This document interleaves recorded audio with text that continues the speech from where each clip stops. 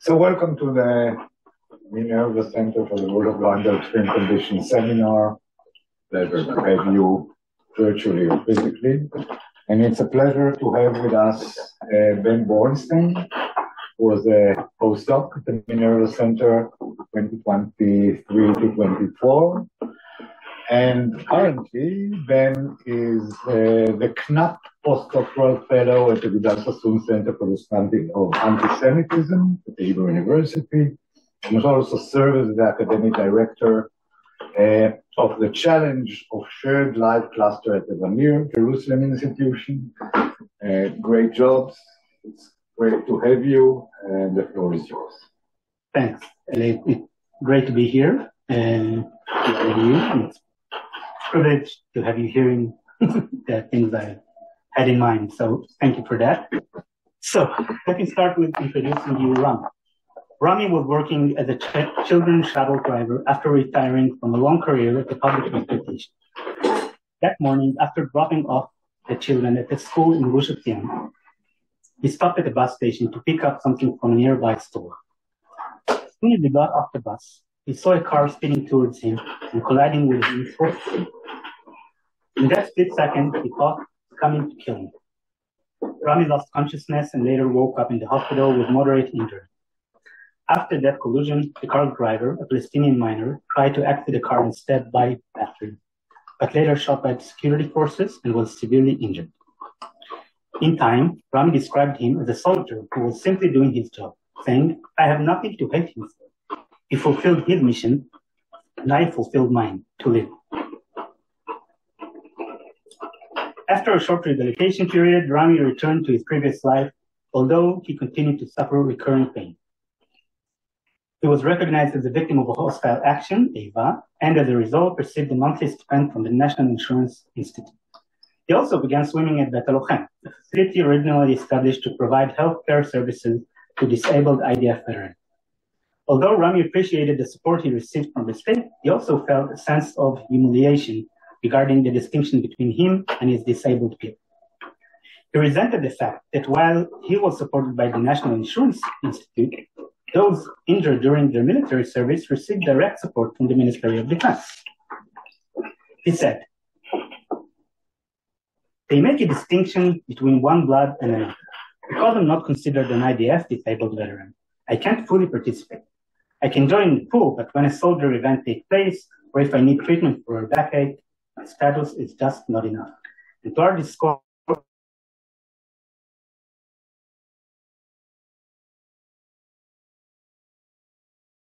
to understand who hurt me.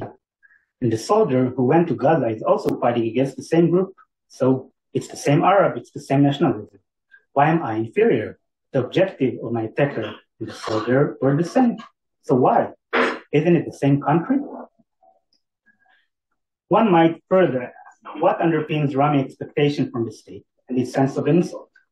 And what do the legal framework supporting victims of political violence reveal about the deeper cultural forces shaping these perceptions of justice? More than ever, the October 7 Hamas attack has ignited a widespread public debate about the state's role in both protecting its citizens from violence and supporting them when harmed. While state protection is a long-standing principle deeply rooted in modern political theory, the idea that victims deserve public recognition and support has been far less theorized. Over the past few decades, this notion has evolved, shaped by legal, cultural, and political development that remain only partially explored. Although there is much research on the construction of victimhood, the existing approach is narrow and lacks a cultural perspective. So you might understand that I'm not a legal scholar, I'm a socialist, a cultural sociologist, and this is my prism to look at this topic. In today's talk, I will suggest an alternative framework which can both explain and inform the policies of reparation, emphasizing how structural meanings of victimhood evolve and reflect the deep-seated tension between nationalism and citizenship in today's society. So before we delve into the specific study, I just want to clarify some theoretical issues and how I understand and work with the concept of victimhood. So when we talk about victimhood, we're talking about a socially recognized process, identity, or category shaped by narrative of injustice and violence. What I term the recognition triad captures the institutionalized process of victimhood, where some entity, it can be the state, a political community, or international institutions, recognize the wrongdoing done to specific victims recognized by society are often attributed a pre-political moral authority, obliging society to support them while condemning the perceived wrongdoer. Historically, the idea that public should support and recognize victims really took shape in the early 20th century with the distinction between civilian and combatants in international law. Later on, victimhood as politics, talking about the means by which individuals and groups constitute themselves as political actors, emerged from the American contentious politics of the 1960s. Towards the end of that century, victimhood, talking about the 90s, victimhood has become even more civic and politically engaged. Victim advocacy groups now play a central role in the public sphere, locally and internationally, pushing for rights, recognition, and even influencing peace efforts.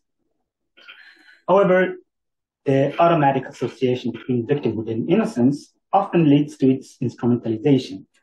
That phenomenon was at the center of most studies of victimhood, emphasizing the power dynamics shaping victim categories, focusing on how recognition is granted selectively, and how victimhood can be manipulated to justify past or present aggression. In contrast, other scholars, or the same scholars but with different cases, adopt unreflectively a pro-victim stance, taking public recognition for granted, neglecting the broader political and cultural context behind it. I suggest that we might ask additional questions that do not treat victimhood as a fixed, rigid phenomenon, but rather see it as a fluid construct shaped by broader cultural dynamics. One key in the study of victimhood, key idea, is that victims don't represent only themselves, but they represent a large group of individuals that are portrayed as potential victims. But to what extent is this group or social entity represented in victimhood claims fixed and clearly defined? How do different justifications for victim support shape perception of the wrongdoing and the very definition of victim? Delving into the case of public support for victims of terrorism and political violence, we might find structural answers to these questions. Civilian victims of war have been always in public eye for decades, not always, for decades, especially since World War II. But victims of terrorism as such a category was only gained serious international attention after the 9/11 attack in 2001 and following massive attacks in European capitals. That moment helped solidify a global moral category of victims of terrorism, which has since shaped public memory, compensation policy, and even how society interprets past and present violence. This new moral category is based on the notion of human rights and normative civil sphere, shifting assistance toward ensuring that victims are able, as far as practicable, to resume the normal course of their activities and live lives which they enjoyed before the terrorist act. This is from a Council of Europe document. Israel is an interesting case and a different one. It was one of the first countries to establish distinct state-funded compensation for civilian victims of terrorism, allowing us to track the roots of this practice. At the same time, Israeli policies were affected by the global discourse of terrorism since the 2000s. There's also a deeply diverse and politically divided society where the question of citizenship is constantly being negotiated. Looking at how the involvement of Israeli justification or compensation over time can offer valuable insight, not only about how victims of terrorism are being recognized, but also how victimhood itself is shaped in culturally diverse environment. So, a little bit about the current study. It won't take too long, but it's some methodological notion. So the current study investigates the genealogical foundation of Israeli victimhood in response to political violence. It examines how public representatives and victims have framed and justified state support for citizens harmed by political violence, primarily war and terrorism, over time. I'm approaching this issue of state support for victims drawing on the theoretical literature regarding victim construction, as mentioned, but also I'm relying heavily on the prism of cultural sociology, which examine the ways in which historical contexts and cultural narratives shape institutional realities and group behavior. I specifically adopt Ansi Widler's notion of cultural repertoire and Jeffrey's Alexander notion of cultural trauma. As for methodology, I'm employing a mixed method approach. The study integrates three main sources of data. Archival analysis of connects protocols, tracking the parliamentary debates on the relevant laws, and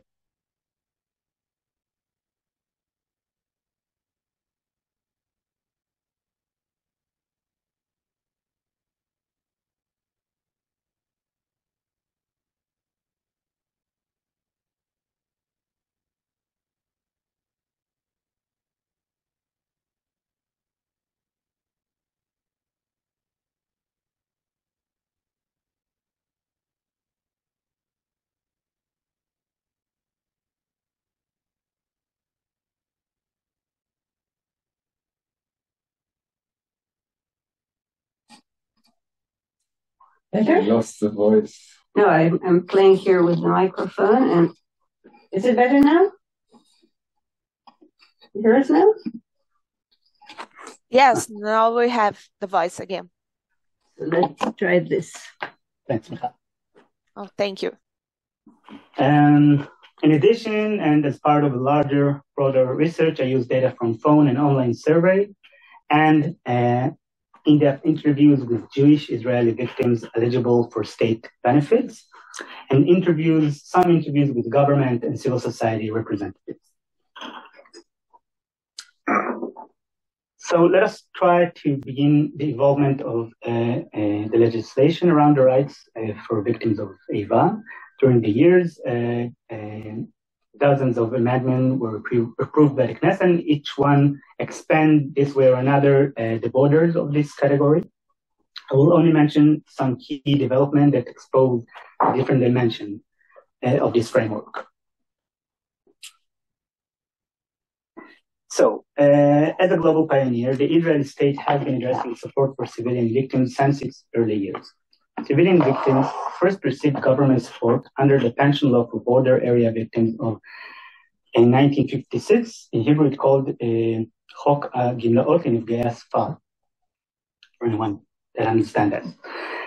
This law established eligibility for grants and monthly allowance for citizens who lived or worked in Israel's border regions at the time and were harmed by hostile acts. It's the first time that they established this phrase, Eyva, carried out by military or paramilitary forces of neighboring states or by independent perpetrators after the War of Independence. Like you got compensation only after the peace agreement, 49.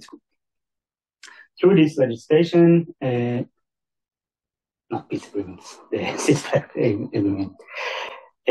Through this legislation, the Israeli parliament created a new category of political violence, Eyva, which was distinct from violence targeting civilians in the context of conventional warfare. The law initially focused on border areas because until the end of 1967 war, attacks against civilians within the country was relatively rare. However, from Israel's territorial occupation onward, as more attacks against civilians occurred both within and beyond the Green Line, the state adapted its support policies. The 1970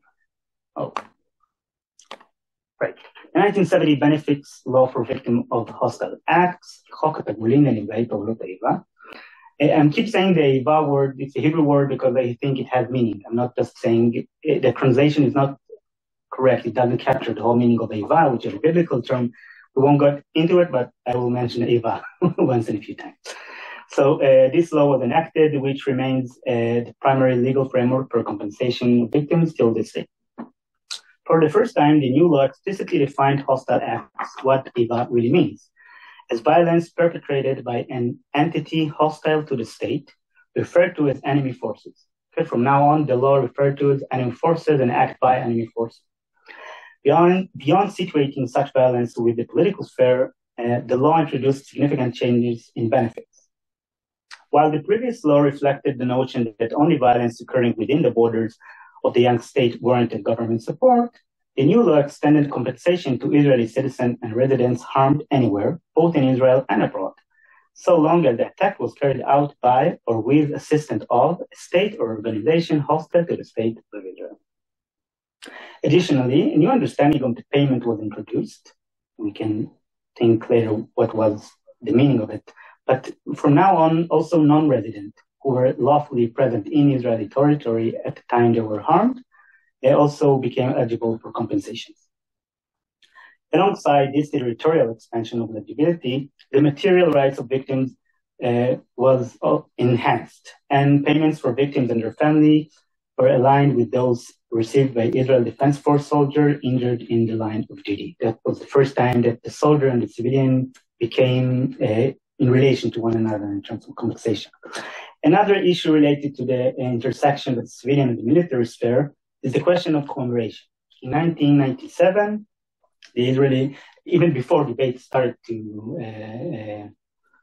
advocate, the groups of the victims tried to advocate for the unification of the Memorial Day, but in 1997, the Israeli government passed a resolution which formally included victims of hostile acts in the National Memorial Day for Fallen Soldiers, Chalalei Malchot Israel, and established a dedicated commemoration site for them on the National Memorial Mountain, Har Herzl. This is what we see in the background here.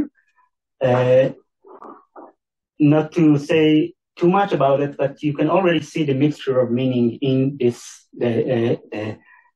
designing of this site. You see this clear lines as any memorial site, symmetrical, but also this leaning tower at the end, and this bomb figure stain on the floor, which is not very common in commemoration sites for soldiers, which are much more clean.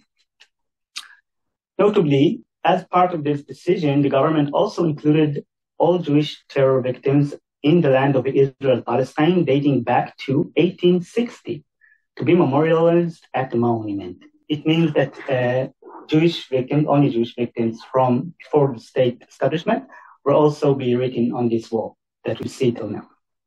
This move effectively expanded the temporal scope of the Eyva category, at least in the realm of commemoration. It's not true about compensation, it's only regarding commemoration. So situating it within the long and pre-state history of the Jewish people's bloody struggle over the land. A further expansion of the Eyva category, one that goes beyond Israeli statehood again, was introduced in a 2005 amendment.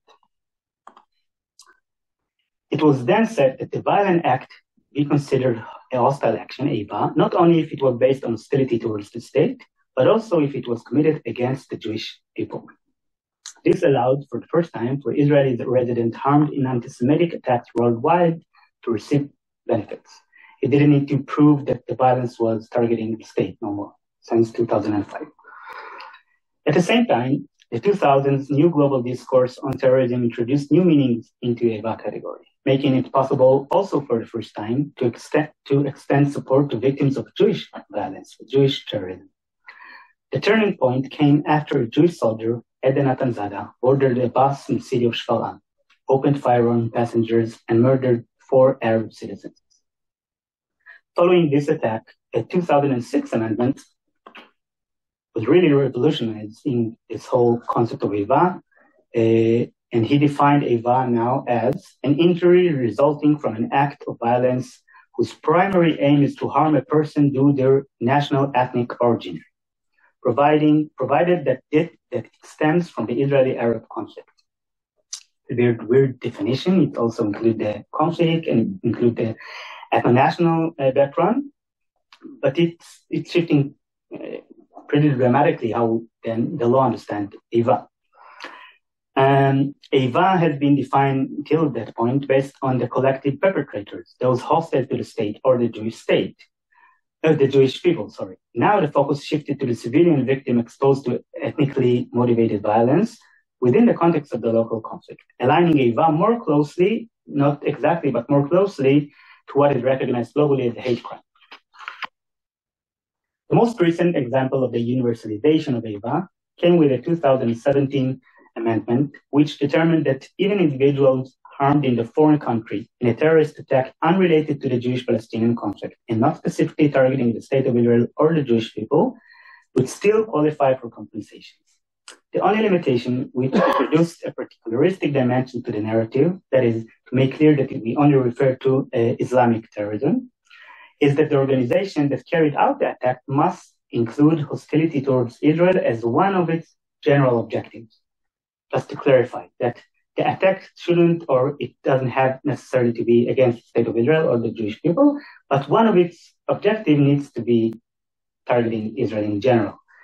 So, for example, a terrorist attack by ISIS, by Al-Qaeda worldwide, which happened against different entities, as long as it's one of these, they have the objective of hurting the state of Israel, and that's why they are allowing their victim to be compensated.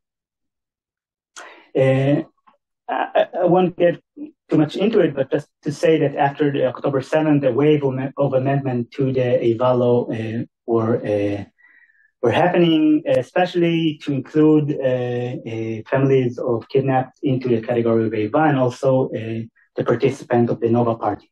Because if you were only at the Nova party, and the struggle is still happening, as you might see in the news, for rights, for compensation, for support, but they try to make some amendments to fix this situation. So, as shown, legislative amendments have expanded over the years the eligibility group in different policy directions, each driven by distinct political logics. Some expansions directly relate to the definition of what hostile action means and its foundational narrative, and others have introduced temporal and spatial dimensions to the elusive delineation of the category. The contestation over the boundaries of victimhood, as I will now demonstrate, stems from divergent meanings and justification that individuals and groups attribute to this category, and by extension to the violence and the suffering it inflicts. Anybody tuning up? Okay, yeah, it goes down.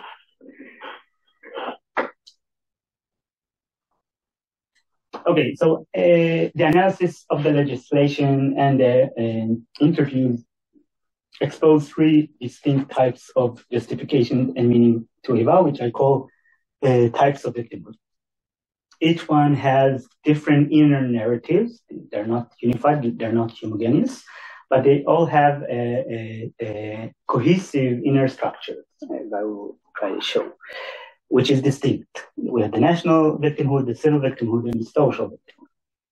So the national victimhood is an older form of victimhood that has been foundational to most modern nationalist movement. It assumes a strong connection between the individual victim and the collective symbolic victim. Recognition of victims is based on their representation of the national collective and their sacrifice for it through their suffering. The attack is inherently collective, part of a broader war and struggle between hostile entities and the recognizing body, the state or the ethnic national collective, which the state in that case, operates as an authentic representation of the ethno-national collective. So from the legislative, this is a quote from the border law that I mentioned. This law stems from the profound admiration felt by the entire nation to men and women who guard the state's borders day and night from within their villages. By doing so, we will do justice to those who are called upon to risk their lives. Okay, this is how they justify the compensation in the first place. This was an act of sacrifice for the state. The national logic of this compensation is not a tort reason, but it's one that sees the payments as royalties and commemoration, like in the case of the borders, or an expression of the shared fate, as the anti-Semitic amendment discussed before. The struggle of the recognizing entity and the objective of support is meant, in this case, to preserve the integrity of the entity itself. Okay, if one of the victims is getting hurt, it hurt the entity itself because it has a strong affiliation with the victim.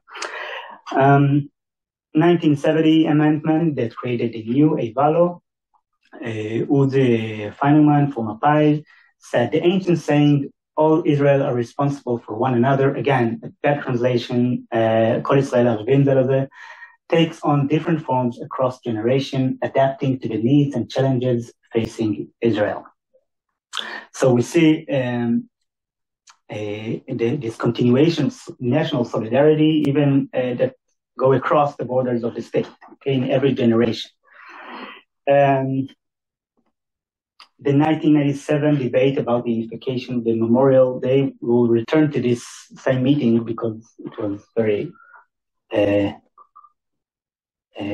paradigmatic. But Hanan Porat from the Mafdal said there must be recognition that this is not merely a private personal matter of an individual who happened to fall by chance, but rather that he fell in the broader struggle for the establishment and survival of the state. Interestingly enough, Hanan Porat got a response from a representative of the IDF Widow and Orphans Organization that said in this debate, where is the war in Dizengoff compared to the war on the battlefield? Don't mix one mourning with another. So we see that within the national logic, there is an inner conflict when comparing soldiers with civilians that it continues till this day. Okay, and like we saw in Rami's example at the beginning. And as for the victims themselves, for some of them, this victimhood type echoes strongly in their feeling that they have contributed in their suffering to the collective. Like Rami that we've heard, Lital was a teacher. She was living in Gush Katif while a missile was shot at the pupil's bus she was driving with, and it cut her leg off. And she said, Eyva victims have sacrificed their life for the people of Israel. And then a social worker came to me at the hospital and said there might be some difficulty now. So I wanted to slap her. Why are you talking such nonsense? I would have put this leg on display. She's trying to tell this social worker that there won't be any difficulties. This is not a suffering. This is an honor for her to be sacrificing for the collective. I'm saying things that she told me inside this quote. So it's not over-interpreting, hopefully. When we asked the survey victims why do they should get special support from the state, many pointed at one of the answers they received, that because of my sacrifice to the state, but others gave their own personal answers that were clustered into an index of national justification from 0 to 3, never mind statistics. But the answers were something like, I was harmed because I'm Jewish. It's like a soldier in a war, okay? And an interesting answer was, the attack was not personal, but rather a part of a long struggle for the state's existence. So there is a mutual responsibility of Multidimensional for this mission. In terms of demographic, we can see that the use of this logic characterized more political identification in general. Okay, you see that the center is much lower than the right and the left, which is interesting, but nevertheless, right and center-right affiliation was stronger. A high income respondents was more using this logic, and it was more used by religious and Haredi respondents more than seculars, more clear, and traditional secular. Okay. So, where was I? So the national logic was very present in the legislation, as mentioned. But in terms of the victims in their survey, when we asked them how do they justify the compensation, only 21% of them used the national logic as first, like the leading justification. In my sample, this is not a representative sample, but nevertheless, it may be saying something about the population. In a great gap from that, we have 53% of the victims justified the government support in terms that I will call civil victimhood now. Civil victimhood is relatively new manifestation of victimhood. Some aspect of it can be associated with the American model of collective victimhood or group victimhood that emerged after the civil rights movement, which holds the state responsible for protecting every citizen from harm based on their group identity. Alternatively, it can be linked to the post-9/11 new terrorism culture in which the orderly and civilian West really find itself in opposition to the global anti-civilian and disorderly phenomenon. However, its roots lies in the modern expectation of citizens for state protection against all forms of criminal violence. Within this logic, violence is primarily understood as an act of crime, almost devoid of concrete local political context, yet something that can and must be fought against and by the state. Following Neil Durkheim, we may recall that the modern state fight against crime is first and foremost intended to preserve civil social order. So support for victims, therefore, is primarily aimed at restoring order and, in that sense, compensating for the breach of violence into civilian life. We can recall the quote from the Council of Europe at the beginning, okay, just to make the situation, the civil situation, back as it was before the attack. And as for legislation, again, this 1997 debate about the unification of the Memorial Days, Yael Dayan from the Avodah Labour Party said, no victim of hostile act intended to sacrifice their life. They did not want it and they did not deserve it. The one who murdered them was not an enemy soldier, but a vile murderer. Okay, we already see a very different conception of what the violence is. And while the national logic, the compensation is based on the affiliation of the collective or the entity with the victim, here we see almost a mirror picture of it. The compensation is based on the distinction of the state from the victim. Okay, the victim is not a soldier, the victim didn't want to do it. It's passively representing the civil society and not the state. Tzipi Livni from the 2005 amendment, I remind you that it happened in 2006, but in 2005 the debate already began, that allowed Palestinian victims of Jewish terrorism to get compensated. So Tzipi Livni said, the passage of this law, the Knesset, will fill the legal gap and send a strong and clear message to all citizens of Israel. Terrorism is terrorism is terrorism, regardless of whom it targets. The state of Israel is committed to all its citizens who are harmed by terrorism. So this is the very clearly influenced by the new terrorism discourse and the attempt to universalize this concept.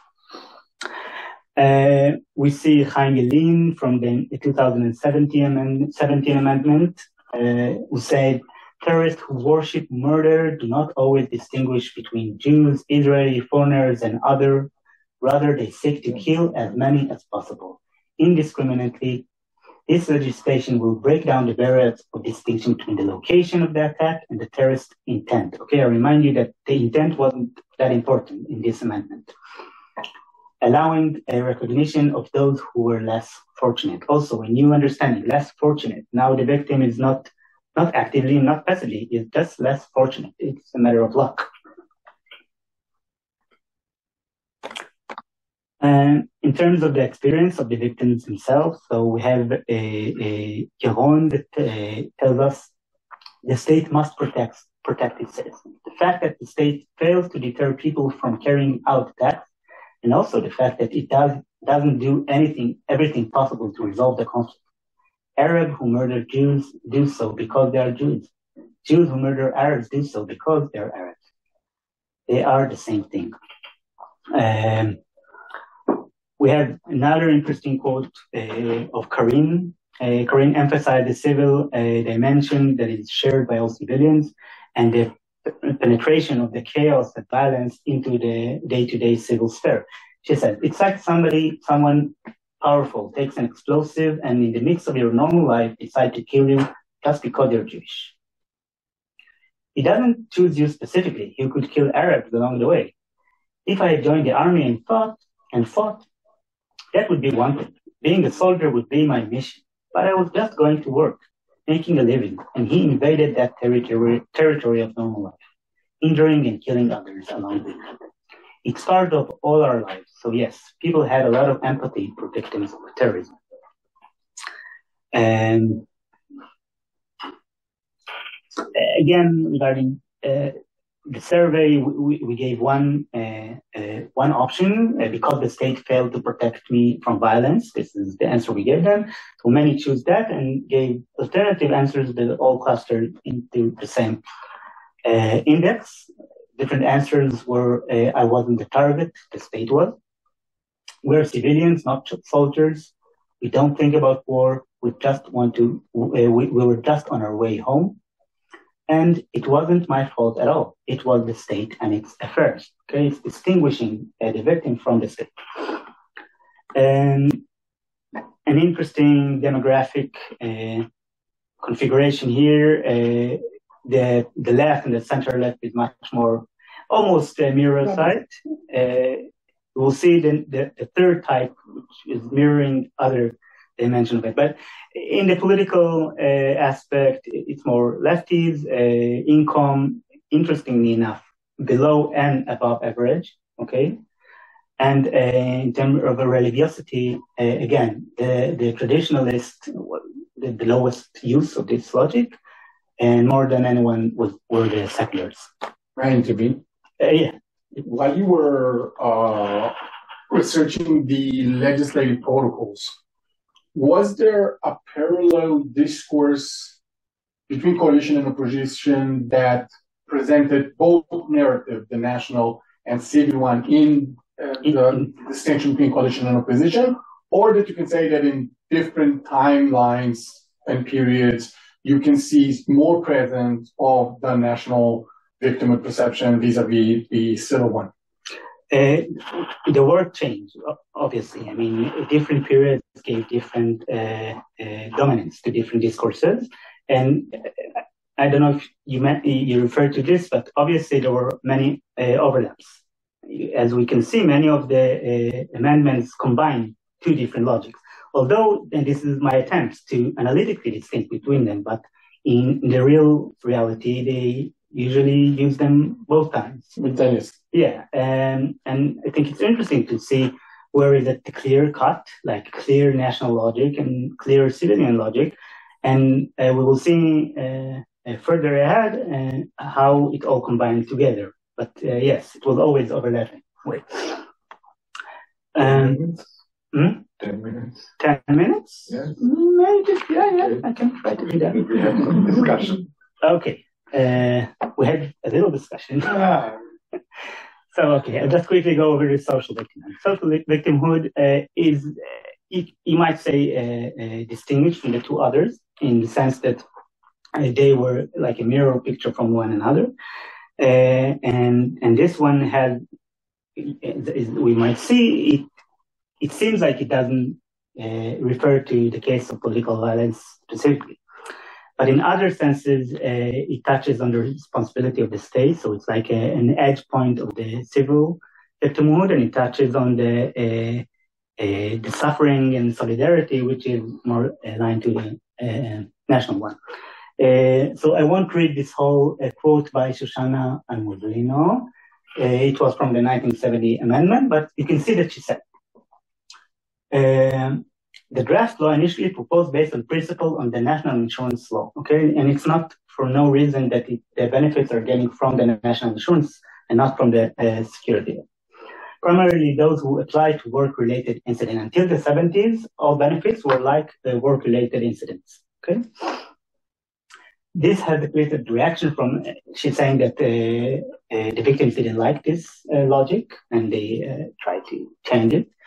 And she's saying, incorporating two fundamental principles, that Israel is a welfare state committed to strengthening fundamental principles of social security with its citizens, especially in times of personal distress. Okay, so we see just a general distress, suffering, and the state, the welfare state is obligated to help these people. And as mentioned, she already incorporated the national one in terms of a experience of the victims.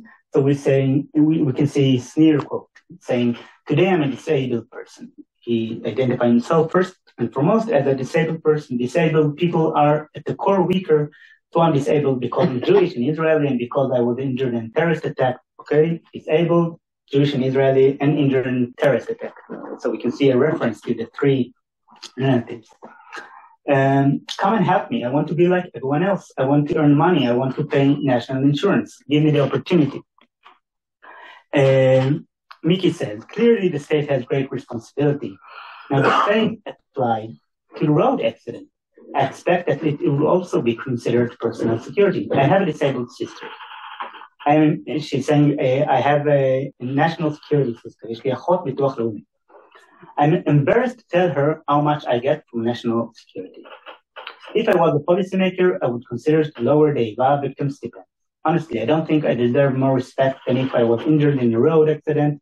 I'm not a hero. So we say that if you stretch the social logic to its end, it's challenge this unification, this distinction of Eyva victims from other forms of suffering. Rinat saying similar thing, echoing the trauma narrative, which is also very strong in social victimhood. It's the story of mentally ill. I'm not part of any collective, but the collective of the mentally ill. It feels like a car accident. Where I was in pain, he didn't care if it came from a nationalist belief or if somebody had lost control over his car. Okay, so the violence of the wrongdoing is becoming a generic one in this logic.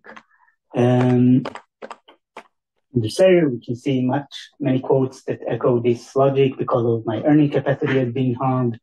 And even terrorism is a harsher experience than other form of harm. Okay, I deserve compensation because terrorism is harder. I suffer more, not because the responsibility of the state.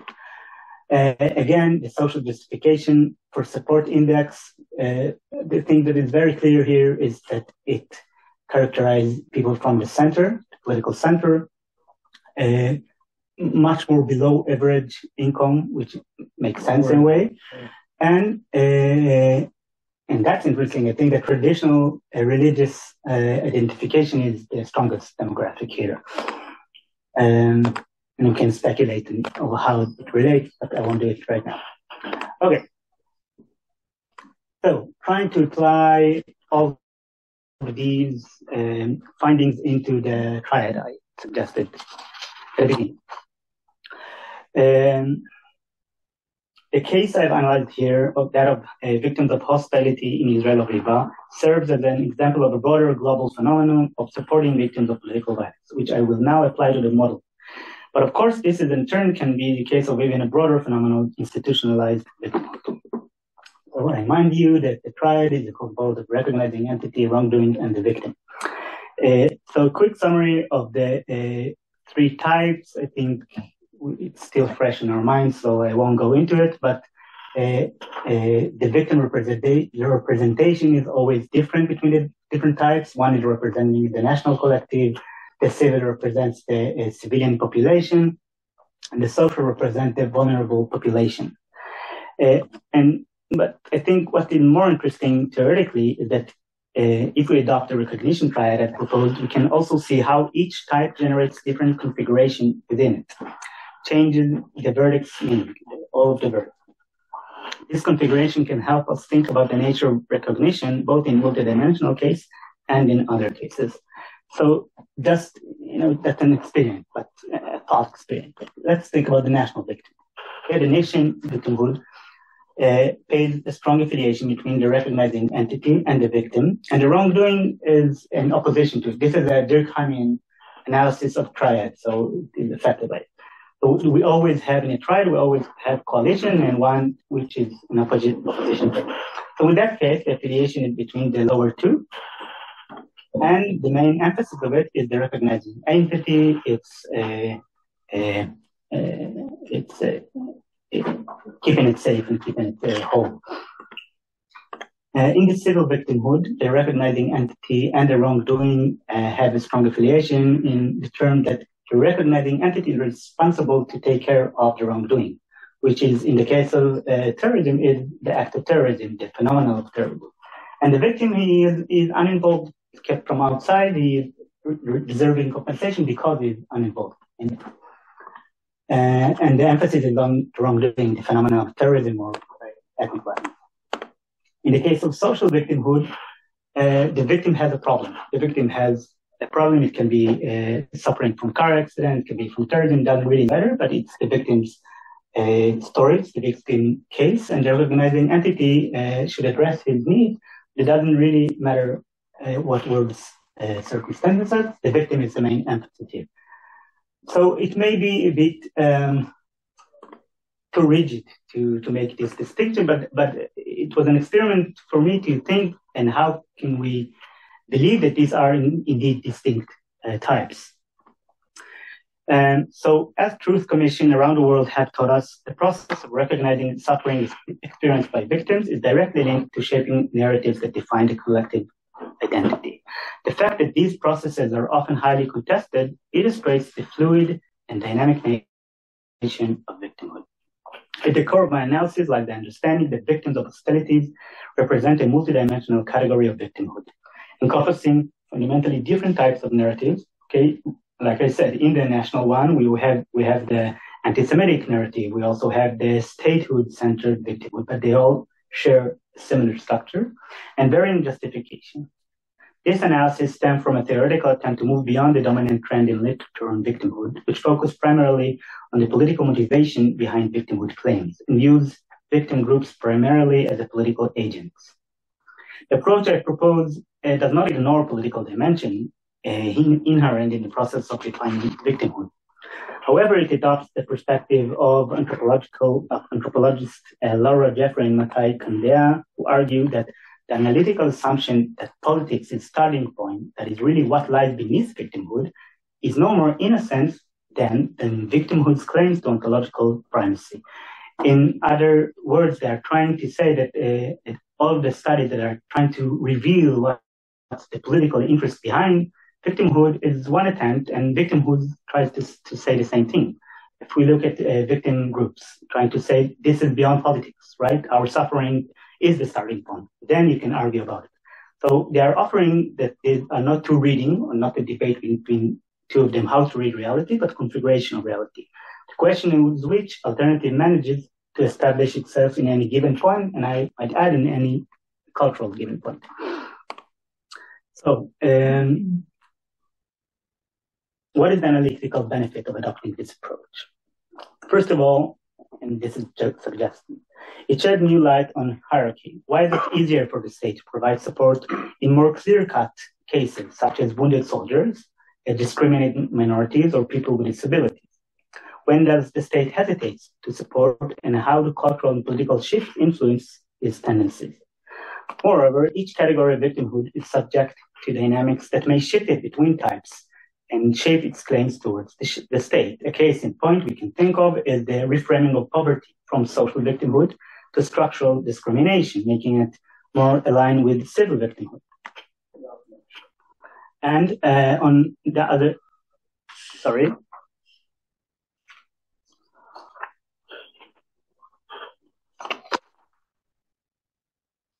we can also observe how victimhood configuration changes as groups move beyond different contexts. A painful contemporary example is the civilian population in Gaza. That is, and again, should be more examined, but as an experiment, a painful contemporary example is that it is understood internationally through the lens of civil victimhood, in the Palestinian area as a clear case of national victimhood, and where any recognition exists at all in Israeli society as a case of social victimhood. But of course, each case requires deeper examination, which also challenges and tests the broader model. Finally, going back to the victim of political violence. What are the public characteristics and function of multidimensional category? One that echoes diverse narrative of injustice and suffering. So I suggest that the victims of Eyva represent a broader collective, and they find themselves in paradox of legitimacy. On the one hand, the fact that this category resonates with different narratives and across various segments of the population grants it broader legitimacy, placing it at the heart of a wide national and civic consensus. In fact, government payments to Eyva victims from their inception are among the most generous compared to other forms of governmental support. And this disparity appears to enjoy broad public support within Jewish Israeli society, and we have data from Michael Shalev's survey that say so. But on the other hand, it is precisely this multidimensionality that generates ambiguity. As a result, in a deeply divided society, ongoing struggle emerged over the meaning, status, and boundaries of that category. This is in Hebrew. I didn't want to translate it, but we have different cases in which a public and very emotional debates over the limits of Eyva category and a struggle between different categories. I can show it later, so don't rush. So regarding the question of social cohesion in times of emergency, is there truly a shared fate community, united around the shared experience of threat, as we are used to think? To what extent does the legal bureaucratic Eyva category still overlap with any social or cultural category? What may initially seem like coming together around victimhood after waves of violence, such as the October 7th, turns out, on a closer look, to be almost the opposite. From the perspective of multidimensional victimhood, the case of victim support shifts from being a sign of collective unity, solidarity, and care into yet another emotional arena where social divisions not only become more visible, but also grow stronger. And in times of deep crisis within democracy, understanding the core moral and ideological inner conflicts between become even more important. So thank you for listening. I would really love to hear any thoughts. It's right. Thank you very much, Ben. Maybe I'll ask the question. Please let me know if you want to comment or ask. When I saw the title, I thought that the talk is going to be also on myself, victim of political violence. I was beaten by police in a demonstration. And the question is about this missing link. Political violence of the government itself is not covered at all. In the legislation. In your lecture, in the legislation, although you term it political violence. Why not, you have to term it maybe victims of terrorism or victims of... That's a great question. But yes, the question is not only a technical question, because if you want to think about justification for compensating victims of various kinds of violence, so from a kind of social contract theories or legal theories of the state, the prime category will be those victims of the state organs, and they are not at all present in the story. So why? Can you make it a bit more clear who is not victims of violence of state organs? Right. Police, IDF, Shin Bet, soon to be, etc. So where is this missing the link? So this is a great question, because I'm using the term political violence and not other configuration of violence that we know in the popular discourse as terrorism, war, and hate crime, because when I'm saying political violence, I'm keeping it free for dynamics, for cultural dynamics. The case of state terrorism or state violence in general can be included in this law, and there have been attempts to include it in the Eyva law. It was a failed attempt, and we can understand and think of why. But for example, 5 years ago, if I'm not mistaken, a young Palestinian from East Jerusalem lost his eye from a bullet of a Magab soldier, and he was recognized as a victim. So in some cases, it also can be considered. But if I would say this is a compensation for terror victims, it would limit the discussion, and it's not limited. It's always changing. It's always debatable. In 2010, for example, a new phrase was introduced, criminal terrorism. I don't know if you remember, it was in the news a little bit after waves of crime organization, big bombing in the center of cities, and the victims and their families wanted to get compensated. So they introduced a new phrase, criminal terrorism, and tried to get it into the Eyva category, but it failed because we can speculate on it, but I think it didn't sit on the center of these three logics. I mean, it's only had the civil logic in it, the responsibility of the state, and social. And social, of course, in a way. But the origin of the whole concept, you said, is the demonstrations in this, in the US during the civil rights revolution. Yeah. So this was basically a state violence, so police violence. Right. And this original meaning was actually overturned. I think this is a notion I take from an American scholar called Robert Horowitz. He says he's trying to say that the group victimhood stemmed from this movement, but it was larger than the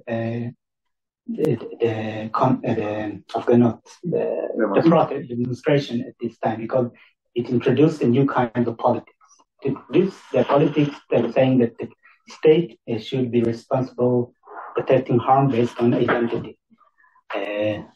But we can understand why there are limitations for the state or the Knesset to acknowledge its own violence.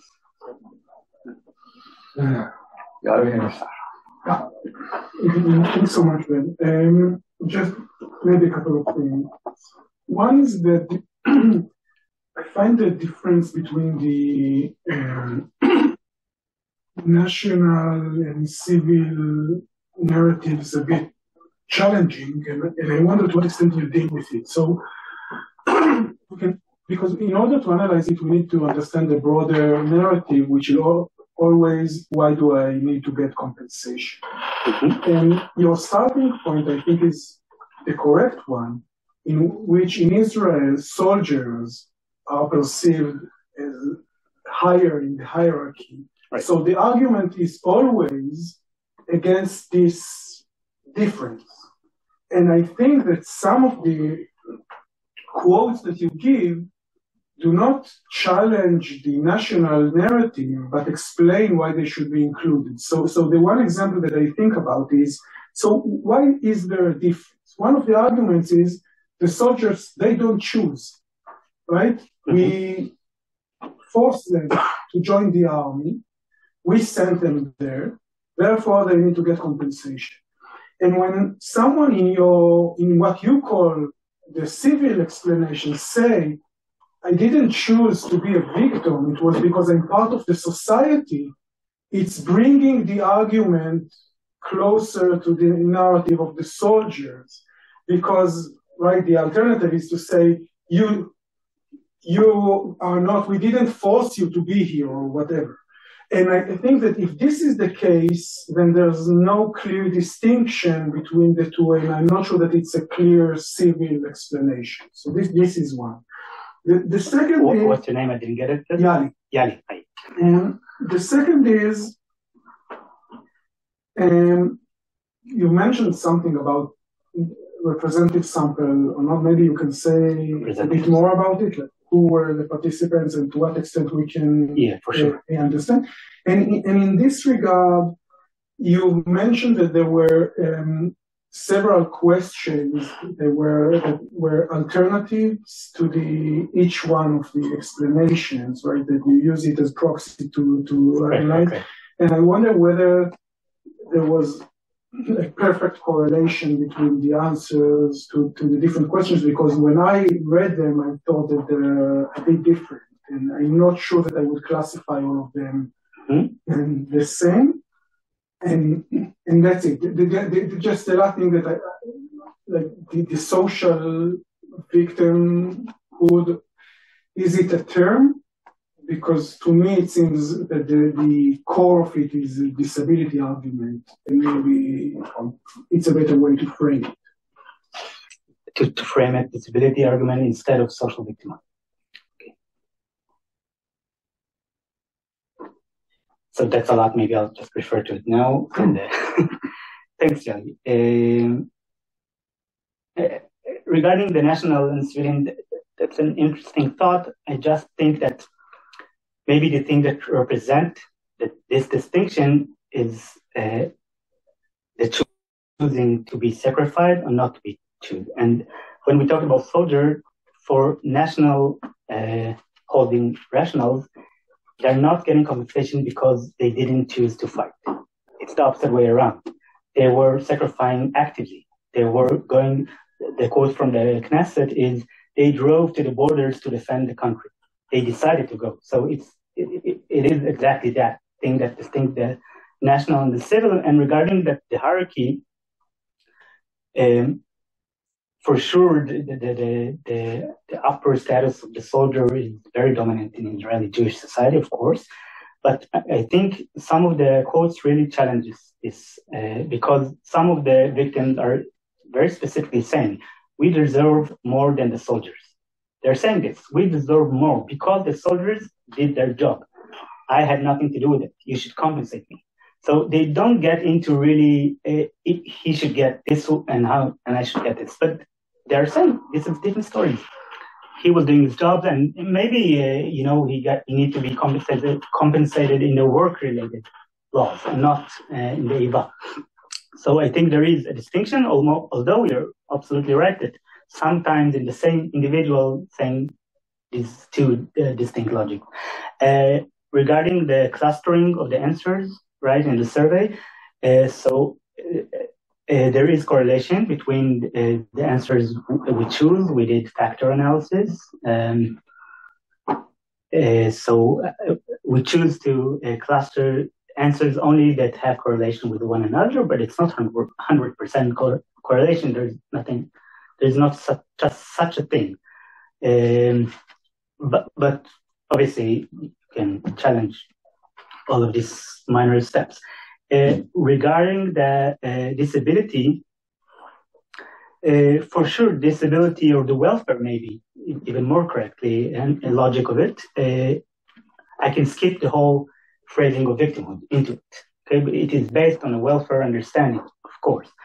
But the welfare understanding says things that are not included in the bigger category, like the suffering and the fact that I suffer more.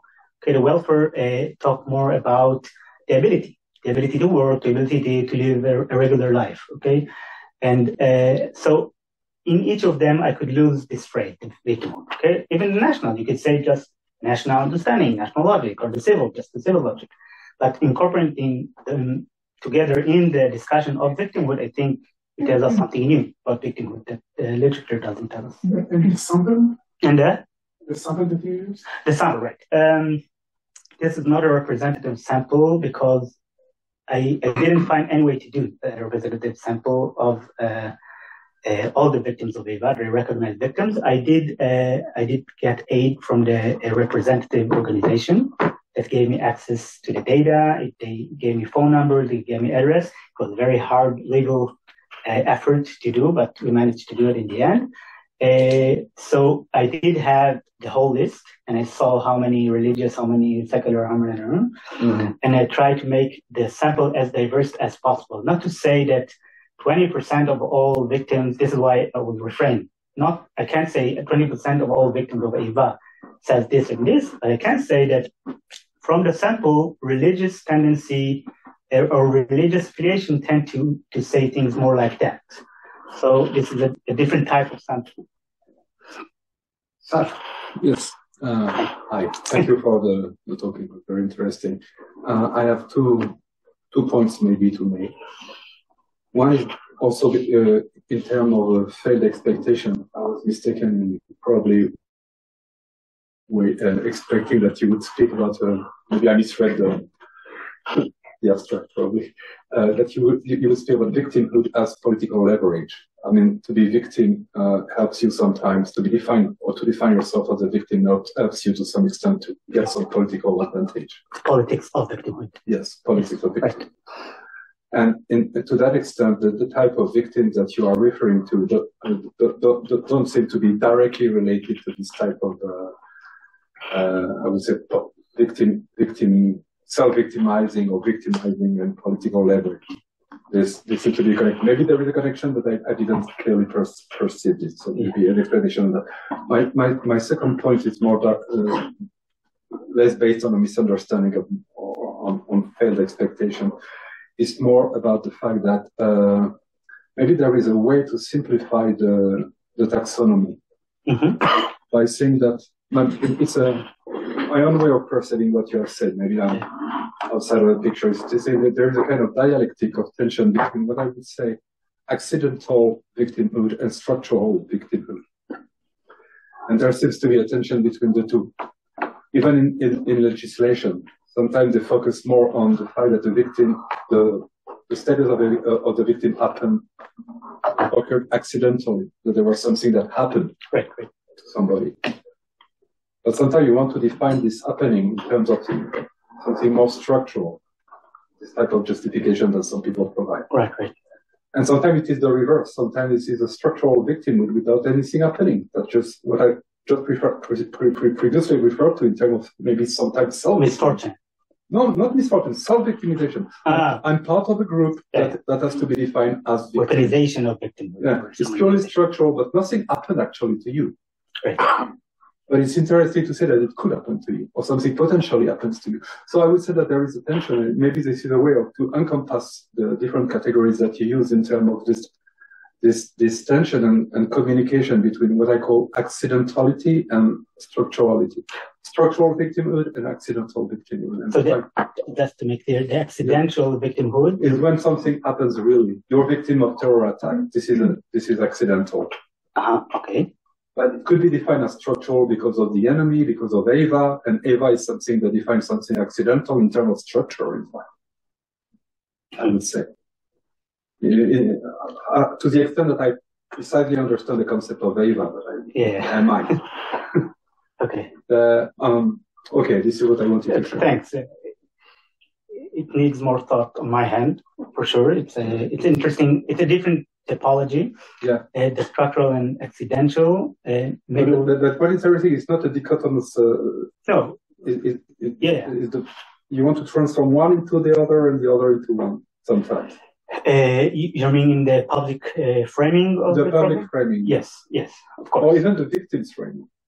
Yes, I think in some ways it's overlapped with my analysis of the different types. Definitely, it's another way of thinking. Yeah, of course. I need to think if it's more efficient in terms of to hold all of the data. No, it's interesting, but I think the structural one, if I understand you correct, is a claim made by the civil and the national victimhood in a way that this is part of and also the social in a way. Okay, every social problem is defined as a problem that has a structural problem. It's not just something that happened and may tomorrow not happen, right? Exactly. It's a structural thing that can happen tomorrow again. So the national one, it's obviously structural victimhood, right? We have a war, we have anti-Semitism, we have different kinds of hostility. The civil one is more clearly a structural one because it's we have the case of terrorism and the case of animosity against based on race and etc. And the social one is a bit elusive because they are saying that there is structural problems which make the state responsible for me as a victim. It's more far-fetched. Correct, but it's a bit more vague, and the narrative of it doesn't really matter. Like they say, it can be a car accident, can be terrorism, it doesn't really matter. So, yes, thank you. You're welcome. And about just to make clear about the politics of victimhood, I didn't have the time to elaborate on this. So this is exactly the thing that I'm trying not to do in this specific work. No, but it's a good thing you asked because it's very, very dominant in the literature to say how victimhood is being manipulated, how is it weaponized, how is it, and for sure this is a real thing. Okay, in this populist moment in the world, we cannot ignore it, of course. But when doing so, you treat victimhood as a fixed thing. Okay, victimhood means that I'm innocent. Victimhood means that somebody did wrong to me and I need to oppose to him. It's very dichotomic. Perpetrator-victim axis. So when we're doing this kind of analysis, we're missing different aspects of the dynamics of it, how people define victimhood. So this is an attempt to go beyond politics of victimhood, beyond the very, very dominant trend. But as to the case of Eyva victim, I must say for sure there is also a case of political violence or political instrumentalization of it. Mm-hmm. For example, we have different, diverse victim advocacy group that advocate for different political agendas in the name of their Eyva victimhood. Okay, so we have the ceremony, the Palestinian Jewish joint ceremony. They're saying we are victims. This is why we have a moral claim to say. We have a moral stance that allow us to make this political claim. Right. And you have Almagol, which was Almagor, an organization, was shut down. I tried to interview his head. He refused, never mind.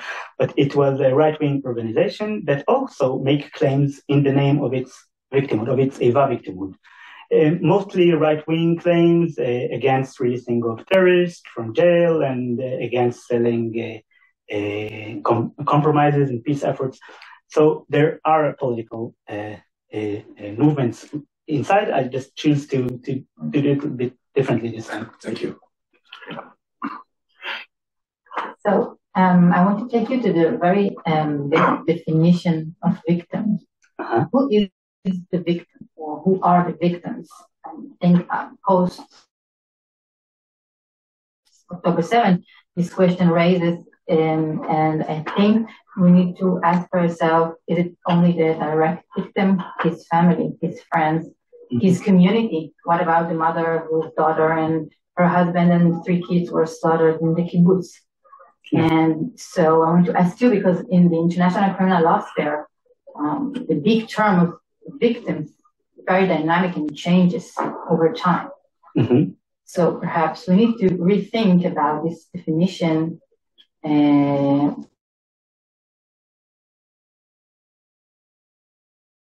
within the domestic sphere. For sure, but I was hoping that this kind of analysis would allow us to make this distinction, to show that the nature of who is represented by the physical victim is very, very contested. Okay, it can be, sometimes we think of it as the national or ethno-national collective, but you're completely right. The families, the communities, the whole Otef Aza in a way. So, and after post October 7th, things have shifted in terms of Israeli victimhood.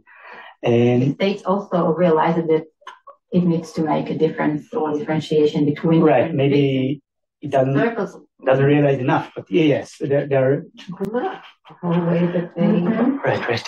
The law was passed yesterday. I know. But did you? No, No. Seems like a very interesting analysis of it. By the way, right now, Carolyn Glick is trying to make the government be the victim of the of the demonstrations and requesting from Trump that they. Right. So the state can also be. So they're seeing the state as victim. That's very interesting. I haven't thought about it enough. I should, but the state can also be, the recognizing entity could also be a victim at the same time, and not only direct physical victim. But again, the triad was supposed to help me think about when is it the same thing, when is it distinct, when is the recognizing entity is the community, for example. It can be the community, right? If it gives some rights, recognition for the victims of our kibbutz, or so, yeah. But do you have a price list? A price list of what? Who gets out? A person was injured in a competent activity, in a car accident, in a work accident, in a terror, you talked about victims in a more general way, but let's specify. Yeah. The same injury. Who gets more, who gets less, or they all get the same if they are covered by one of the laws? So I won't name numbers, but basically we can say that IDF soldiers and Eyva victims are supposed to get the same amount. The same benefits. Right. So the soldier has additional benefits, like Rami's example, they can go to Bet Elochem and get special treatments that the Eyva can't have. A soldier with only 10% is eligible for compensation, and Eyva only from 20% disability percent. And a car accident. Car accident, they don't have any specific law. No, there is for compensation by the state. Yes, of course. How much do they get? Because I studied it. I tried to understand. It wasn't that easy for me. I know that there are many advocacy for this. Maybe one you can share with us, but I don't know that they are getting a monthly stipend for all of their lives because of being hit by a car. There are tort laws and they can sue and etc. and the insurance, but they don't get. I don't know if they get directly from the state. they get from the pool, the national fund. Yeah, but this is only insurance logic, like. It's not insurance logic because it's covered. Everybody's covered, and it's specifically pedestrians who were hit by, non-involved. We didn't even have to drive a car in order to benefit from that. Yeah. But I think it just might be interesting to. Yeah, it is. Benny and then Amnon. I was thinking about it's very complex. And you were in the beginning, your talk of victimhood and how you started like groups in the US. Did you do a comparative to the, let's say, US or specifically victims of terror, and whether how much it's the national ideology is in it, or because you can see in your examples in Israel, it's very much in it. The national rationalization. I was wondering how much it is in other places. You're referring specifically to the 9/11 victims, or just generally? General. I mean, I was just thinking. I mean, specifically about, let's say, maybe terror group victims of terror, which is like it's more situated to something more national. I was thinking maybe in other places it wouldn't be so. So I don't know. Yeah, that's exactly the thing I was interested in. I didn't do an empirical analysis of the debate. I was supposed to do a few years ago, but I'll go back to it in the future. But there are some papers written about specifically about the 9/11 Victims Fund, mainly legal scholars that said that what is this thing? Like what legal heuristic logic can explain that state opened like a new fund. American context is a different one. It has a more market-centered logic of it. So the state opened this fund to avoid a economic collapse of the companies, of the airlines. But for sure, there is a national component to the rationale for giving specific compensation for the 9/11 victims. And there is debate between the legal scholars whether it is legitimized that there is a national rationale that makes us, like the whole nation, recruit for the victims, and a tort rationale that says that the state didn't do enough to protect its citizens. But it's important to mention, like I said in the beginning, most of the international discourse is very non-national. Rational about the compensation, like I said in the European Union and the Council of Europe, they're all referring to it as a human rights issue. Human rights, terrorism is affecting democracies all over the world. Is the putting a civil sphere and civilized society in front of terrorism, which is uncivilized, is trying to disorder the West.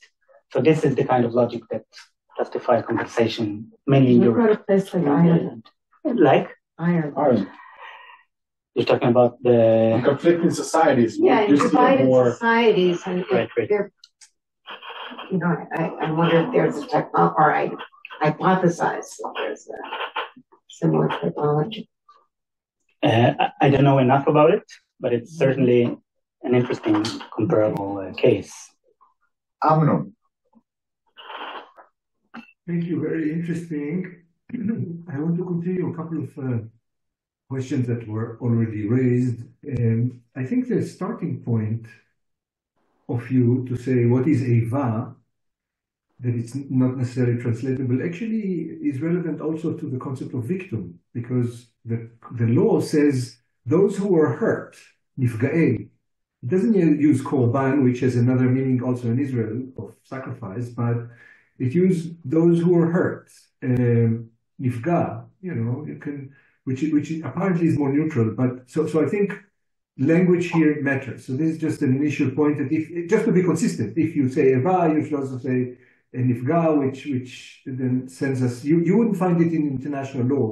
Those who are hurt by, it's not, it's loaded. When you say victim, it's already loaded by other spheres of meaning.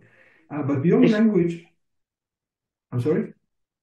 I'm asking, do you have a good English translation to No, I'm not. Minerva? No, I don't. I'm not sure that there is one, but I don't think there's a good translation for Eyva either. I mean, hostility is nice, but it's not. So I'm just saying that if you want to be consistent, you have to show that Israel on both things is a bit, or Hebrew, whatever. But beyond language, which I think language is important because it, in the constructive world which you investigate, so language is part of the construction. But beyond that, I think that what you identify is to be expected, because I think that the whole idea is an idea of hierarchical belonging. And by that, so when you say that, you also, this construct also allows people to belong to something beyond the individual. And then we know from the literature and other things that hierarchical belongings are always, can never be consistent. So you're always going to have self-contradiction. So I think that the attempt of Sasha to say, well, there's something, of the structure and something of the individual, and the idea, the connection of the structure to the individual is a valiant notion to try to get rid of the contradiction. But if you look at it through the notion of hierarchical belonging, there will always be contradiction between the three or more bases that you found. So that should be the starting point. Let's find the contradictions and not try to find consistency, which us in law, we usually try to find consistency. I would be very surprised if you will find any a regime around the world that is consistent to the extent that it identifies what you're doing, this notion of, and that brings me to our own research, and that's point number 3. We actually looked into the way the United States deals with mass events, and we found so many contradictions there, including what is the role of the state, how this is done. Sometimes it's just contractual, you waive all your rights and you get some compensation, and one event is distinct from another just because of its visibility or the press it gets, etc. So you have other approaches as well, both in Europe and in the United States, that are also self-contradictory, and therefore it would be interesting to see whether you would find those 3 contradictions or whether there are other contradictions that are inherent to this whole notion. And my last point, it relates to Ellie's question of the how much. So we have 2 issues to relate in this matter. Whenever you deal with this, you have first to realize that there are always going to be exceptions. Because the logic is incoherent, there's always going to be exceptions. So in Israel, we know that there is a special committee, apropos institutions, that is there to deal with exceptions. And it is recognized by law because it is outside the law, which is a contradiction in itself. The name of this committee, as we all know, is Vadat Lamed, and the Lamed is for Lifnim Mishurat Adin. It's that should give you something that you don't deserve by law, because they're human beings, and there are special cases, and the logics are. And there is case law about that, how to square this circle of operating within the law but outside the law. So you may look into that. There's also interesting rhetoric about that within the case law. The second point is another case law that maybe is of interest to you. There was a claim by somebody who just had an accident. As you know, talk about Israel regime. So if you just get an accident, you get some sort of compensation through national security. But if you work for the army or the military, then you can claim to be, okay, it's part of my military service, or if I'm a citizen that works for the military, then I'm still part of this. So there were 2 people who were working and they had an accident. And the question was whether they had access to special protests, all kinds of special, when you get amputated, all kinds. And Justice Barak said it's okay to distinguish between these categories here, according to the moral debt, the moral debt the state owes to the various categories of the victims. so he tried to rationalize. So you would have a different artificial leg. One would be much, much better than the one that you would get if you were not part of the military establishment. Another difference is what is the general attitude? Are they there to support you, or do they think that you're cheating them? And therefore, immediately, so there are many other issues involved in terms of the procedure that then get kicked into place. And then Barak said, well, you know, it's okay to send people different procedural routes because of the moral debt, the distinct moral debt that the state owes.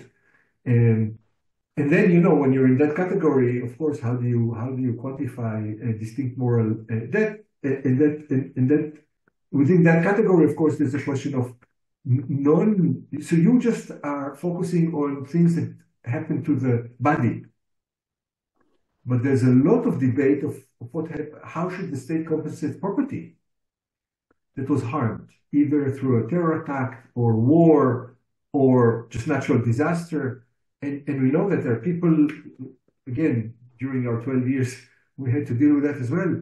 There are people who really struggle with, you know, what is the logic of, you know, when a rocket hit you, or you had to close your business because of terror, but no rocket hit you. But the state told you you have to close your business, and the state has to compensate you because you were ordered to close your business because of terror attacks or rocket attacks.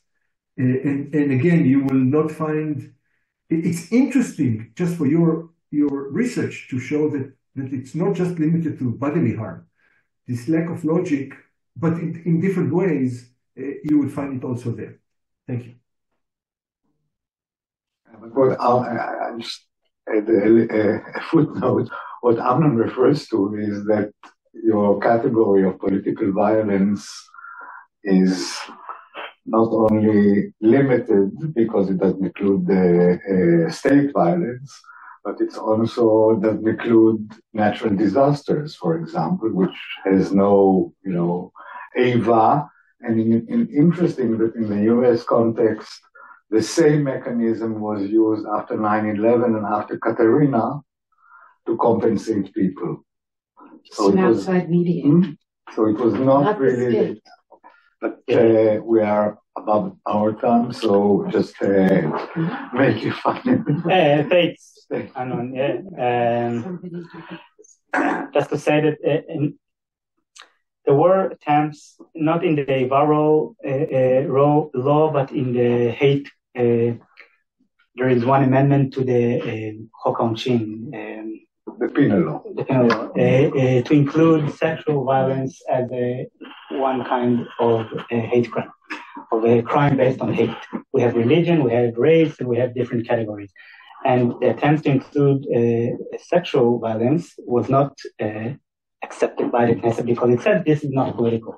So what political is and what is not is always debatable. Also, what is the depth of the state, as Aaron Barak said, also contested all the time. So this is, I tried to tell a specific story of how the Eyva borders are contested, but of course it has very different examples of distinct characteristics. Thank you very much, Amnon. You had many interesting points. I wrote everything down, and maybe we'll contact you later. Thank you, everyone. Thank you very much, James. Yeah, invite me again.